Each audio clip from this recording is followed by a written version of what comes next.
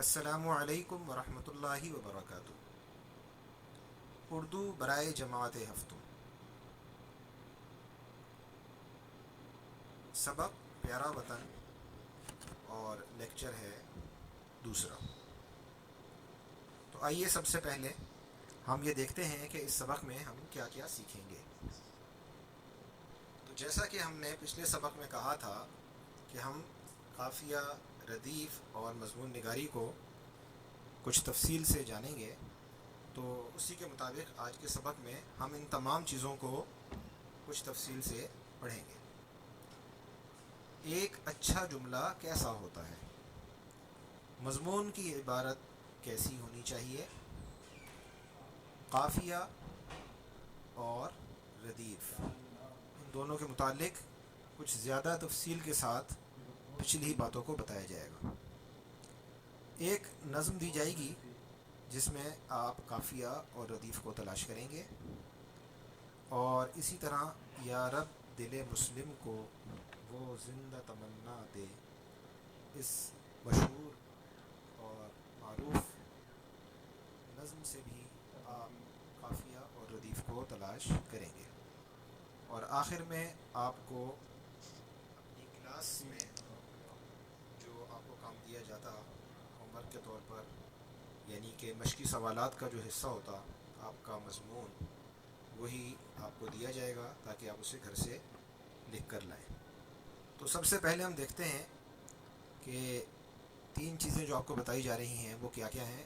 تو مضمون نگاری، قافیہ اور ردیف، اور آپ کو یہ بتایا جا رہا ہے کہ مضمون نگاری سیکھنے سے آپ کو کیا فائدہ حاصل ہوگا۔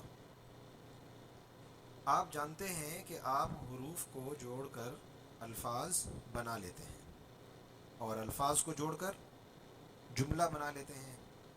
جملہ جوڑیں تو کہانی یا مضمون وغیرہ بن جاتا ہے۔ کہانی، خط، درخواست، اخباری کالم یا مضمون سب ہی نثر کی اقسام ہیں۔ نثر کی مانند ہی ہم اشعار بھی الفاظ کو جوڑ کر بناتے ہیں، یعنی جو اشعار ہوتے ہیں وہ بھی الفاظ ہی سے جوڑ کر بنائے جاتے ہیں۔ الفاظ ہی کو جوڑا جاتا ہے اور شعر بنایا جاتا ہے۔ تو اشعار کی مدد سے ہم حمد، نعت، نظم یا غزل بنا لیتے ہیں۔ قافیہ اور ردیف کا تعلق شعر سے ہے۔ یہ نظم اور غزل میں استعمال ہوتے ہیں۔ اور جہاں تک تعلق ہے مضمون کا، تو مضمون عام، سادہ یعنی نثری جملوں سے بنتا ہے۔ اچھا مضمون لکھنے کے لیے ضروری ہے کہ ہمیں اچھا جملہ لکھنا آتا ہو۔ اس کے بعد ہمیں مضمون کی تکنیک جاننے کی ضرورت ہوگی، یعنی طریقہ اور ترکیب۔ مضمون کی سادہ اور عام تکنیک جان کر آپ اچھا سا مضمون لکھنے کی صلاحیت حاصل کر سکتے ہیں۔ تو مضمون نگاری کا فائدہ کیا ہوگا آپ کو؟ کہ مضمون نویسی کی صلاحیت آپ کو عام زندگی میں بھی بہت کام آئے گی اور امتحانات میں بھی مددگار ثابت ہوگی۔ تو اچھی تحریر، اچھی نثر اور اچھا مضمون لکھنے کے لیے سب سے پہلی جو چیز آپ کو آنی چاہیے وہ ہے ایک اچھا جملہ لکھنا۔ تو ایک اچھا جملہ کیسا ہوتا ہے؟ ایک اچھے جملے میں ایک بات مکمل ہو جاتی ہے۔ ایک اچھے جملے میں 3 سے لے کر 7 سوالوں کا جواب ہوتا ہے۔ اس سے زیادہ بھی ہو سکتا ہے، لیکن 9 سے زیادہ عام طور پر نہیں ہونا چاہیے۔ ایک اچھے جملے میں گرامر کی غلطی نہیں ہوتی۔ یہ غلطی نہیں ہے، لفظ غلطی ہے۔ جملے میں ہر لفظ درست تلفظ کے ساتھ لکھا جانا چاہیے۔ ایک اچھے جملے میں بات بالکل واضح ہو جاتی ہے۔ جملے میں الفاظ کی ترتیب درست ہونی چاہیے۔ ایک اچھے جملے میں موصوف اور صفت کا استعمال بھی کیا جاتا ہے۔ یہ لفظ جو ہے، اس کا عام طور پر ہم اس کو صفت پڑھتے رہتے ہیں، اس کا جو صحیح تلفظ ہے وہ صفت ہے۔ ایک اچھے جملے میں بات کی وضاحت کے لیے کسی اشارے یا مثال کا استعمال بھی ہوتا ہے۔ تو ایک اچھے جملے کے متعلق کچھ ضروری اور بنیادی باتیں ہم نے آپ کو بتا دیں۔ ابھی بہت سی باتیں باقی ہیں، لیکن وہ ہم آپ کو پھر کبھی بتائیں گے۔ اب چلیے اگلی بات کہ مضمون کی عبارت کیسی ہونی چاہیے۔ ایک اچھے مضمون کا ہر جملہ مکمل ہوتا ہے. یہ بات آپ پہلے بھی جان چکے ہیں کیونکہ جملہ اچھا اسی وقت ہوگا جب بات مکمل ہوگی. کچھ مزید باتیں کہ اس کی عبارت سادہ الفاظ سے تیار کی جاتی ہے. مشکل اور مبہم قسم کے اور بالکل ایسے الفاظ جو کسی نے سنے نہ ہوں وہ استعمال نہیں کیے جاتے. تو الفاظ عام بول چال کے مطابق لیکن عمدہ اور شائستہ ہوتے ہیں. مضمون میں گری پڑی اور بازاری زبان استعمال کرنے سے گریز کیا جاتا ہے. سادہ اور آسان جملوں میں بات کی وضاحت کی جاتی ہے اور اپنے موقف پر دلائل دیے جاتے ہیں.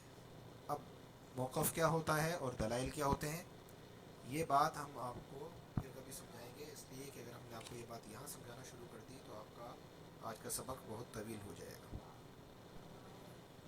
آگے چلیے. مضمون لکھنے کی سادہ تکنیک کیا ہے؟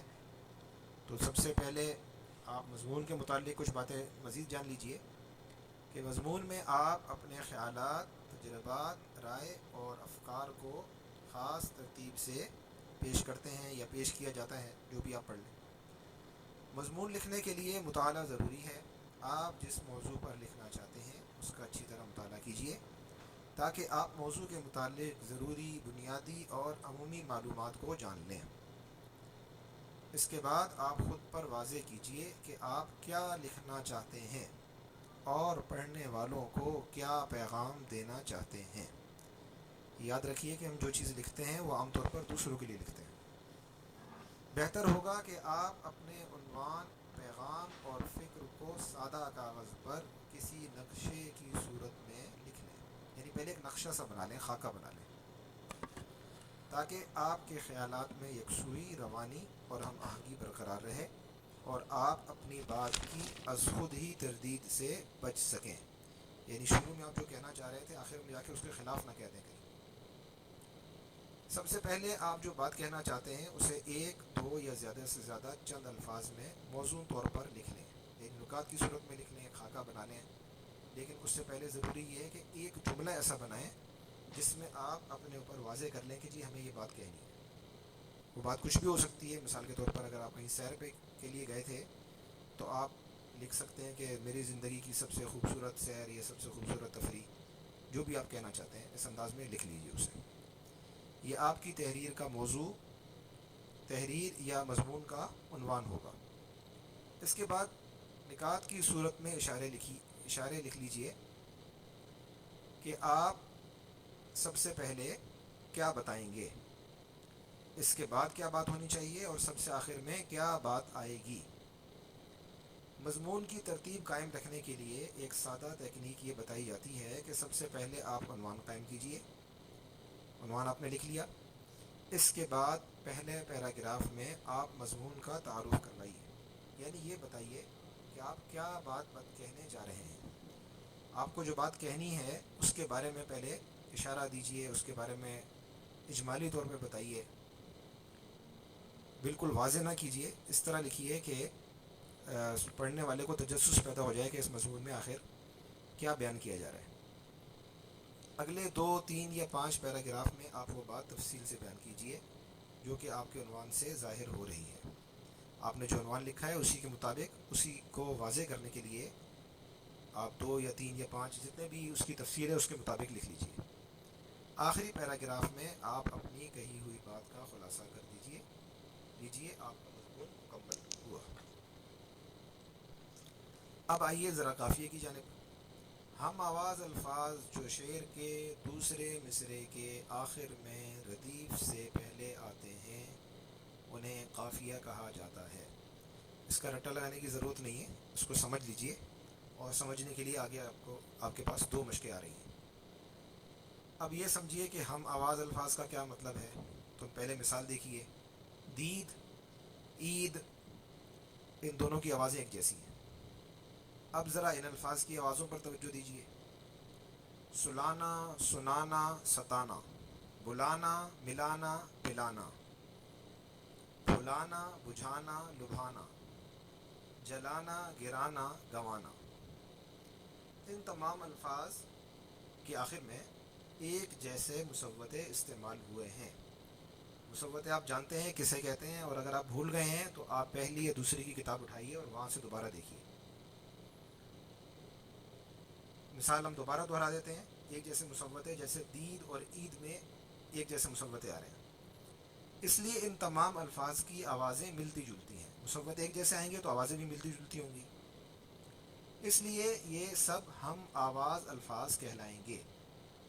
ہم آواز الفاظ جب کسی شعر کے دوسرے مصرعے کے آخر میں اگر ردیف ہو تو ردیف سے پہلے آئیں تو یہ قافیہ کہلاتے ہیں، اور اگر ردیف نہ ہو تو پھر یہ سب سے آخر میں ہوتے ہیں۔ اب ذرا ردیف کو بھی سمجھ لیجئے، ردیف کیا ہے؟ یہ درمیان میں ایک نظم ہے، اس کو چھوڑیے، برابر میں دیکھیے اس کے۔ ردیف شعر کے دوسرے مصرعے کے آخر میں جو لفظ یا الفاظ دوبارہ لوٹ لوٹ کر آتا رہے اسے ردیف کہتے ہیں۔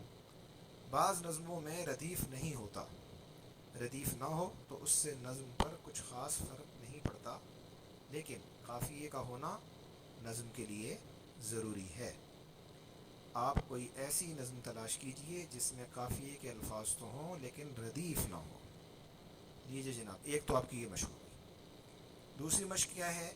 یہ نظم ہے، نظم بالکل آسان سی ہے، بالکل چھوٹے بچوں کے لیے، آپ ساتویں کے بچے ہیں لیکن یہ نظم جو ہے شاید تیسری یا چوتھی کے لیے بھی چلے گی۔ تو لب اپنے ہلاؤں گا، پیار کے پھول کھلاؤں گا۔ یہاں دیکھیے جو الفاظ سرخ ہیں وہ قافیہ ہے اور جو نیلے ہیں وہ ردیف ہے۔ لب اپنے ہلاؤں گا، پیار کے پھول کھلاؤں گا، بولوں گا تو میٹھے بول ورنہ چپ ہو جاؤں گا۔ کڑوی کسیلی بات نہ جانوں، دل نہ کسی کا دکھاؤں گا۔ من بھاتی ہاں باتیں کر کے، دل میں گھر کر جاؤں گا۔